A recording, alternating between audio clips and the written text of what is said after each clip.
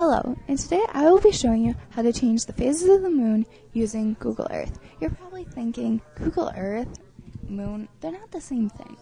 Well, in Google Earth, you have a choice if you would like to look at the sky, Mars, or the moon. Well, obviously the Earth too.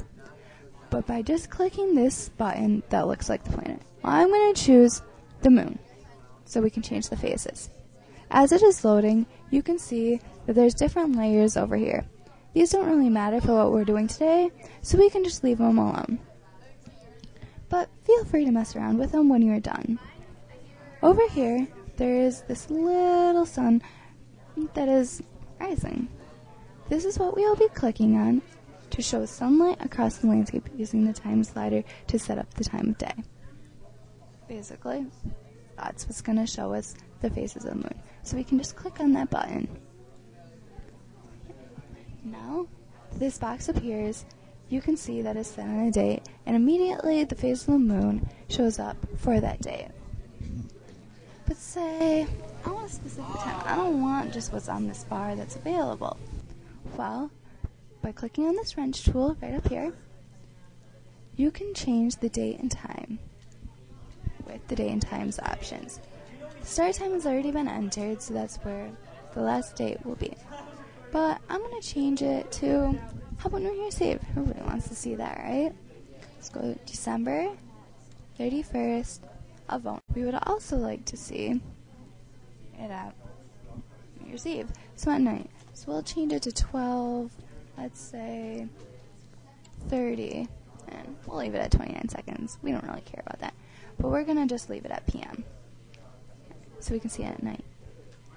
Then below, you will see the display time in, either in UTC, Coordinated Universal Time, time zone on my computer, or a specified time. Well, I want to see what it's going to look like from my time zone, so I'm going to hit time zone on my computer. So now, that's done. Now, the animation speed, it's not that important, but we don't want it too slow because it will take forever to see the animation. But we don't want it too fast, so we won't be able to see it at all. So I'm just going to leave it at half and half, so it's a little of both. Now we're going to click OK, and you can already see it has started to change. If you click OK, you'll immediately see the change. This is what the moon will look like on December 31st, 2009, at the specific time we entered it in. But you might want to see what it looks like after. Well, you can see these double arrows on each end. By using your little bar right here, that I'm moving back and forth, you can hold it to this time, which the last time that's entered on here is 6:59 p.m. That's why we couldn't see at our specified time of 12:30, because we really don't know. So this will look on December 31st at 6:59 p.m. But if you take it all the way down to the other end, you can go back and see it to its latest date. That may take a while. So that's how you can view the phases of the moon, the Earth or Mars, whichever you would prefer, but the moon today on Google Earth. Thank you for listening.